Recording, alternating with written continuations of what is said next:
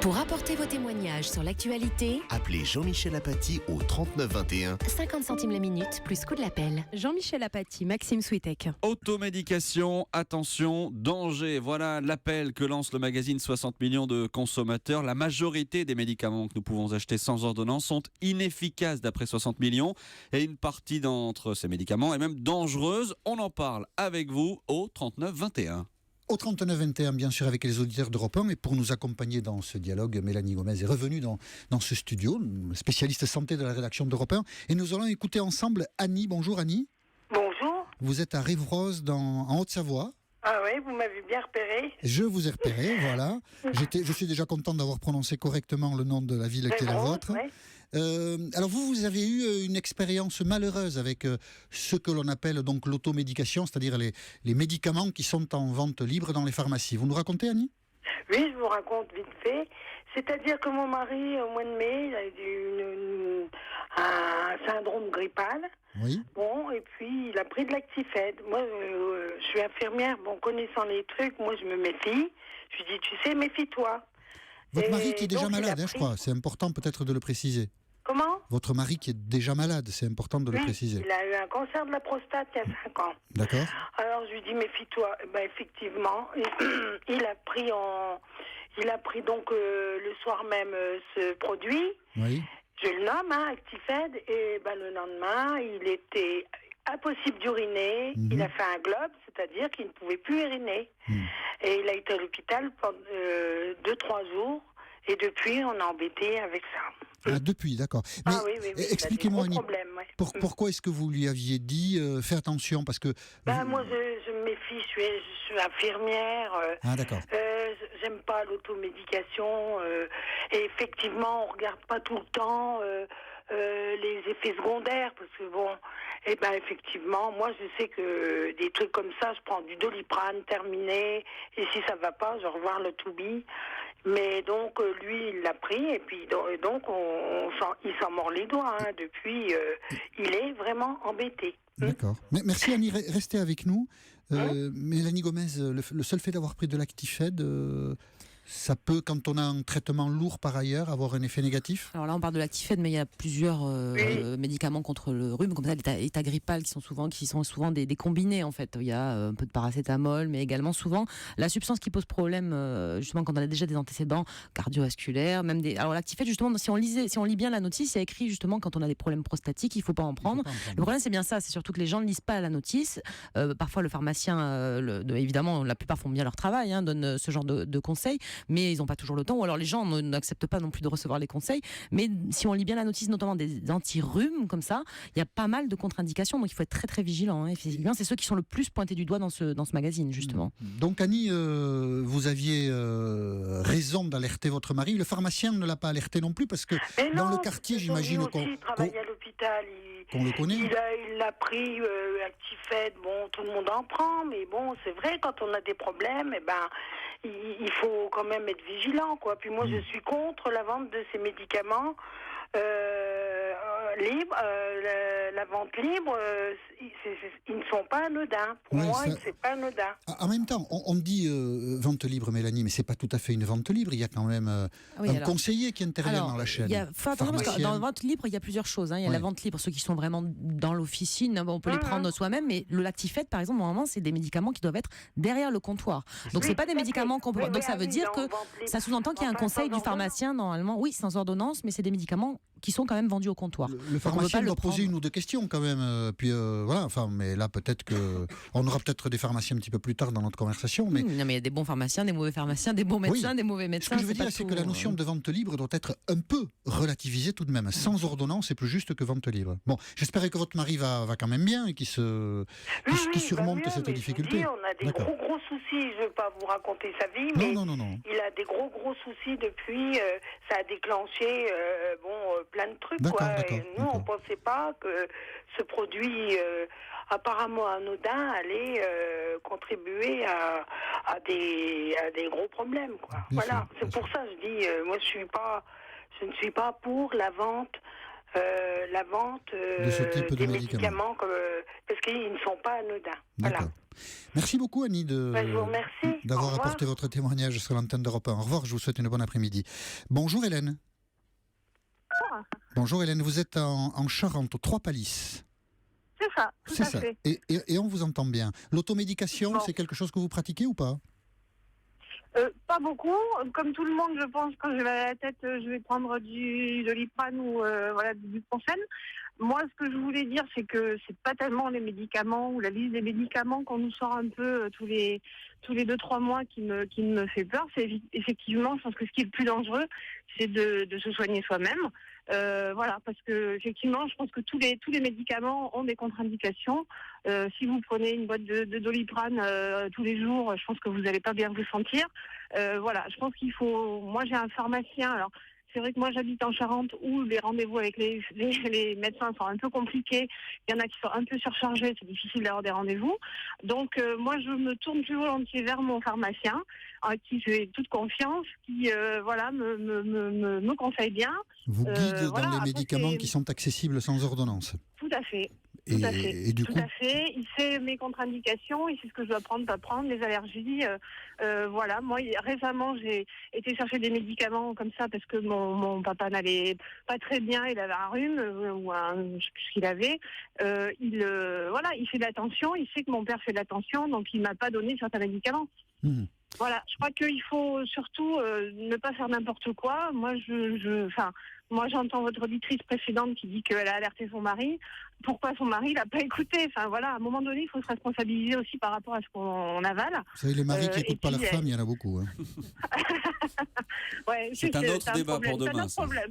C'est un autre C'est un autre problème, on est d'accord. Mais voilà, si vous voulez, je crois qu'à un moment donné, il faut arrêter de faire n'importe quoi. Faut pas. Un D'accord. médicament, c'est en soi dangereux, je pense, parce que c'est fait pour soigner quelque chose et pas Donc, à partir du moment où c'est comme tout, si on en abuse et si on le prend n'importe comment, je pense que ça peut devenir dangereux, effectivement. D'accord. Donc Merci. après Ouais. le débat pour les pharmaciens et les médecins, je crois que après il faut. Oui, il y en Quand a j'ai des. un problème avec ma voiture, je bidouille pas ma voiture, je vais voir mon garagiste qui lui fait confiance. Hein. Donc Chaque- après, c'est Chacun pareil. son métier, vous avez raison. Merci. Exactement. Merci, Voilà. merci beaucoup Hélène pour avoir apporté votre témoignage sur Europe 1. Mélanie, j'ai lu que l'automédication, c'est 15% des médicaments en France. Oui, c'est ça à peu près, Donc effectivement. c'est un gros alors, chiffre d'affaires. alors, le chiffre d'affaires, je le connais pas exactement, Non, moi non plus, mais, effectivement. c'est en Mais volume. alors, on dit qu'on n'est pas les meilleurs en Non, Europe. il y a des pays où il y a un semble-t-il. tiers des Ouais, médicaments qui sont en effectivement. libre consommation, sans ordonnance. Mais je reviens à ce que disait l'auditrice, Oui. l'automédication, effectivement, là aujourd'hui on parle de ces médicaments vendus sur ordonnance, mais le problème de l'automédication, quand il y a des problèmes, des cas d'intoxication, etc., c'est aussi l'automédication à la maison quand on réutilise des vieilles boîtes d'antibiotiques. L'automédication, ça mérite quand même, il faut être responsable, ne pas réutiliser des vieux médicaments, même sur On prescription. le dit souvent, ça. Hein. Oui, mais il y a Ouais, des il cas faut le encore chaque répéter, année quoi. d'intoxication ou d'effets secondaires à cause de ça. Hein. Maxime. Mais notamment sur ces médicaments contre le rhume, c'est pas la première fois qu'on les pointe du doigt. Pourquoi Effectivement. est-ce que finalement ils sont toujours en vente en pharmacie? Parce que Sans ordonnance. c'est des médicaments qui ont eu une autorisation de mise sur le marché, des médicaments qui sont surveillés par l'agence du médicament comme tous les autres. Et à partir du moment effectivement où on suit quand même les contre-indications, il y en a une liste assez importante. Si on regardait bien tous la notice, mais qui sont pas toujours lisibles, les notices certes, normalement il pourrait ne pas y avoir de problème. Hein. Effectivement, le problème c'est que les gens ne regardent pas la notice, les pharmaciens donnent les informations ou alors les patients ne les entendent pas. Enfin c'est compliqué. Oui, c'est compliqué, Mais il y en a beaucoup aussi, c'est ça, énormément de publicité. Donc des gens vont acheter ça parce qu'ils ont vu ça à la télé qu'on leur promet le remède miracle. Mais c'est pas tout. Le bon médicament, il n'est pas pour tout le monde. Hein. Il faut faire vraiment très attention. Mais pour être précis, Mélanie, personne ne dit que les laboratoires cachent les effets secondaires. Ils sont dans les effets secondaires, les contre-indications sont dans les notices. Hein. Tout est donné en quelque sorte comme information. Et puis surtout les signaux. Alors le problème aussi, c'est que les gens ne signalent pas toujours les effets indésirables. Et ce qu'on ne sait pas aujourd'hui, c'est que même les patients peuvent signaler sur le site justement de la NSM. Aujourd'hui, il n'y a pas que quoi, la NSM, l'Agence nationale du sécurité du médicament. D'accord. On peut aujourd'hui, en tant que patient, en tant qu'usager, en tant que consommateur de médicaments, signaler les effets indésirables sur le site de l'Agence du médicament. Site internet ANSM. ANSM, d'accord. Et donc on peut Voilà. témoigner. Et c'est comme ça aussi qu'on fait remonter les effets indésirables des médicaments, bien sûr. Nous poursuivons ce dialogue avec les auditeurs d'Europe 1, 39 21. Nous nous retrouvons dans quelques instants. Jean-Michel Apathy, Maxime Switek. Et nous revenons avec vous au 3921 sur Twitter avec le hashtag 1 midi sur ce dossier du magazine 60 millions de consommateurs sur les dangers de l'automédication. Jean-Michel Apathy. Donc nous avons tous franchi la porte d'une pharmacie pour acheter des médicaments sans ordonnance. Isabelle, bonjour. bonjour. Vous êtes à Rosny-sous-Bois, Oui, c'est ça. en Seine-Saint-Denis. Vous, ça n'est pas une pratique courante pour vous. Vous n'achetez pas beaucoup de médicaments sans Moi, je le ordonnance. fais de temps en temps. D'accord. En fait, ce qui me choque surtout, c'est l'attitude des pharmaciens. Pourquoi vendre des médicaments qui peuvent être nocifs ou inefficaces alors qu'ils ont leur diplôme de pharmacien, qui connaissent bien les médicaments? Ça décrédibilise leur profession. Comment leur faire confiance après?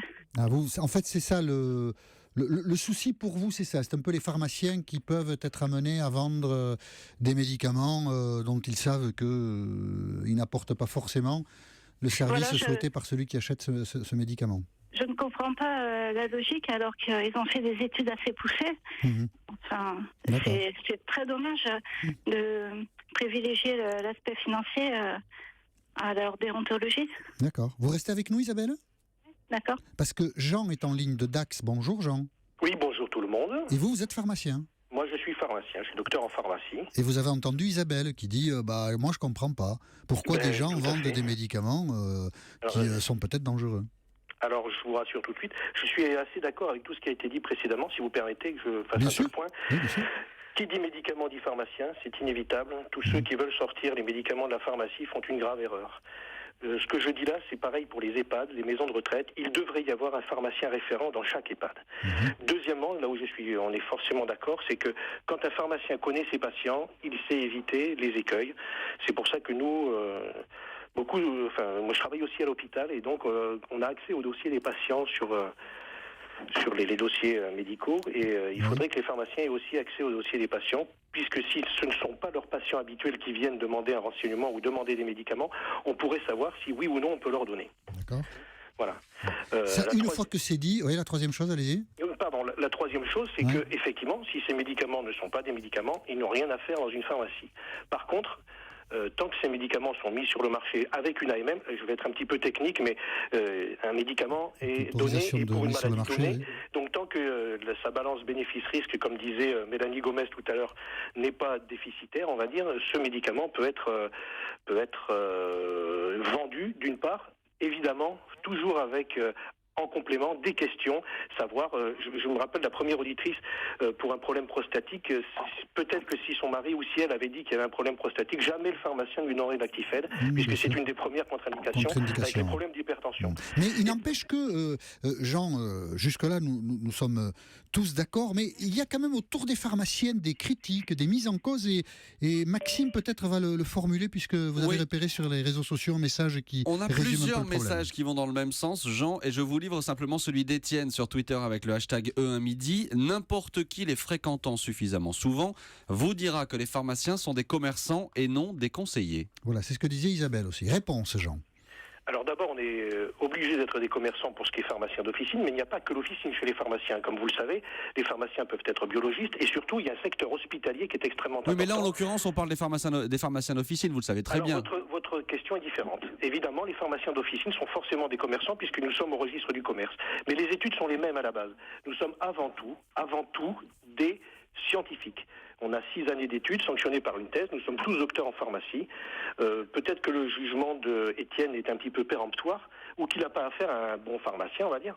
Mais je vous garantis que les pharmaciens font très attention à leurs patients, corrigent des ordonnances, puisque là on va parler un peu plus des ordonnances, mais même les ordonnances de prescripteurs, on doit corriger les ordonnances, et peut-être aussi, mais là je vais faire appel à mon expérience personnelle, ça fait une trentaine d'années que je travaille, parfois les patients ne nous donnent pas les bons renseignements, donc j'écarte mes patients à moi, puisque mes patients je les connais, je les suis, ils viennent, on parle, mais un patient de passage, si je lui demande, monsieur, est-ce que vous avez des problèmes prostatiques, et qui me répond non, je considère que ce monsieur n'a pas de problème prostatique. Mais est-ce que vous, d'autorité, vous avez déjà décidé de ne pas vendre certains médicaments dans votre pharmacie parce que vous les jugez inefficaces? Eh bien évidemment. Lesquels par exemple? Il y a des, parfois, des marques très connues qui font ce qu'on appelle des gammes ombrelles, c'est-à-dire qu'il y a un médicament qui est très connu et qui est décliné sous différentes formes, soit comment je vais dire, il y a en ce moment il y a des comprimés, il y a des sachets de paracétamol cappuccino, je vois pas ce que ça vient faire là. Voilà. Voilà, oui, ça fait rigoler tout le monde. Moi aussi, ça m'a fait rigoler. C'est du marketing, évidemment. Et on voit la pub en ce moment dans les rues de Paris notamment. Isabelle, vous êtes toujours avec nous ? Oui, je suis toujours là. Alors, vous avez entendu Jean, qui a l'air d'être un pharmacien sérieux. Quelle est l'expérience personnelle éventuellement qui vous a prévenu contre les pharmaciens, Isabelle ? Les colliers d'ambre. Ah. J'ai trouvé très étrange qu'ils se vendent des colliers d'ambre dans la pharmacie qui était à côté de chez moi, là où j'allais régulièrement pour mes enfants et pour moi-même. C'est notamment contre le mal des dents, les colliers d'ambre. Enfin, c'est ce qui est dit. Ma grand-mère en était persuadée, en tout cas. Ah bon ? C'est pas prouvé. Scientifiquement, ça n'a toujours pas été prouvé. Et le fait que les pharmaciens en vendent, ça a suscité chez vous une forme de méfiance ? Je me suis dit quand même, là, c'est bizarre. J'ai fait des petites recherches, je me suis renseignée par moi-même. Rien ne prouve scientifiquement que les colliers d'ambre sont efficaces contre les maux de dents des bébés, quoi. Et là, vous vous dites, c'est le commerce qui prend ses droits sur l'aide médicale ? Là, ça m'a alerté. D'accord. Puis ensuite, l'étude scientifique qui est parue récemment là sur les médicaments qui sont même nocifs vendus dans des pharmacies. Enfin, et moi, quant à moi, bon, les pharmaciens, j'en vois très souvent. On me pose pas un millier de questions sur mon état de santé ou celui des Vous voulez enfants. acheter un médicament, on vous le vend. Changer de pharmacien dans ce cas, effectivement, là, pour le coup. Mélanie, oui, il faut changer. Oui, mais Je peux répondre ? oui, bien sûr, il y a c'est des bons et des mauvais pharmaciens, mais la plupart sont bons, hein, bien sûr. Mais Voilà, s'ils merci. ne posent jamais de questions, il faut changer de pharmacien. C'est tout. Non, mais j'en ai vu beaucoup des pharmaciens quand même, avec 3 enfants. D'accord. J'ai 40 ans, enfin, je suis pas née de la dernière pluie non plus, quoi. Jean ? Voilà, alors, pour Oui. répondre au sujet des colliers d'ambre, les colliers d'ambre sont interdits par le Conseil de l'ordre des pharmaciens. Donc le pharmacien qui vend ça n'a rien à faire dans une pharmacie. Ça, c'est pour répondre à la première chose. D'accord. Et je suis donc, encore une fois, tout à fait d'accord avec vous.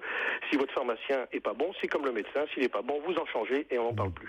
Et donc, le mot de la fin, c'est qu'il y a des pharmaciens, des bons pharmaciens et des pharmaciens qui ne sont pas bons. C'est un peu comme dans toutes les professions. Ne jetez Quoi. pas le bébé avec l'eau du bain, vous trouverez d'excellents pharmaciens. Malheureusement, il y en a qui sont peut-être pas aussi, qui ne regardent pas à 2 fois le sérieux des autres pharmaciens. Mais en grande majorité, je vous garantis que les pharmaciens connaissent le médicament, c'est les spécialistes du médicament, c'est pas les médecins, c'est les pharmaciens. Les pharmaciens corrigent les ordonnances ou regardent les ordonnances, ont un droit de regard, ils peuvent refuser de délivrer quand ils considèrent que, même si c'est prescrit, ils peuvent refuser de délivrer quand ils considèrent qu'il y a un danger pour le patient. Et je le rappelle, à l'hôpital, vous ne les voyez pas, les pharmaciens, c'est ceux qui vérifient et qui valident toutes, je dis bien toutes, les ordonnances qu'il y a au sein d'un établissement hospitalier. Et nous avons tous la même formation, nous savons tous regarder, nous savons tous conseiller, parler avec vos pharmaciens comme vous parlez avec votre médecin. Nous sommes soumis au secret professionnel et donc nous ne divulguerons rien, évidemment, comme tous les professionnels de santé. Notre spécialité, c'est le médicament. D'accord, très bien. Mais écoutez, Jean, vous êtes, si je peux me permettre, un excellent avocat des pharmaciens et je vous remercie d'être intervenu sur l'antenne d'Europe 1. Je ne sais pas, Isabelle, si le plaidoyer de Jean vous a calmé un peu vos préventions contre les pharmaciens. Pas du tout, parce que pas du tout. Bon. les quelques fois où j'achète un médicament sans ordonnance, l'autre jour, par exemple, du Strepsil pour mon mari, on m'a posé aucune question. Ça n'arrive jamais. Mais peut-être que jamais qu'on me demande... Jamais, vous n'avez peut-être pas la chance de croiser des bons pharmaciens, ça doit exister non, quand même. J'en ai vu... Oui, j'ai compris que vous en avez vu pas mal. Depuis que j'ai 20 ans, je dois en avoir vu une bonne vingtaine quand même, puisque j'ai déménagé plusieurs fois. Enfin, bon, bah, je suis peut-être unique dans ce cas-là. Non, peut-être pas. Voilà. Bon, en tout cas, j'ai été heureux aussi de vous accueillir sur l'antenne d'Europe 1, Isabelle. Merci beaucoup. Merci à vous. Et je vous souhaite une bonne journée. Le mot de la fin, Mélanie Gomez, comme ça, au débeauté, ça serait quoi ? Surtout qu'aucun médicament qui soit vendu sur ordonnance ou sans ordonnance est anodin. Il faut toujours demander conseil à son pharmacien, à son médecin. Et l'automédication, avec prudence, bien sûr, mais avec prudence. Je voulais vous accorder le mot de la fin, mais je crois que c'est Maxime qui va le prendre. Non, c'est Kikous. Qui nous écoute et qui nous envoie ce message sur Twitter avec le hashtag midi. Les médicaments ne sont pas des bonbons. Ah bah oui, c'est vrai. Et voilà. Kikous a raison. Merci Mélanie d'avoir participé à notre dialogue et je vous donne rendez-vous demain 13h10 sur l'antenne d'Europe 1 sur un autre sujet d'actualité.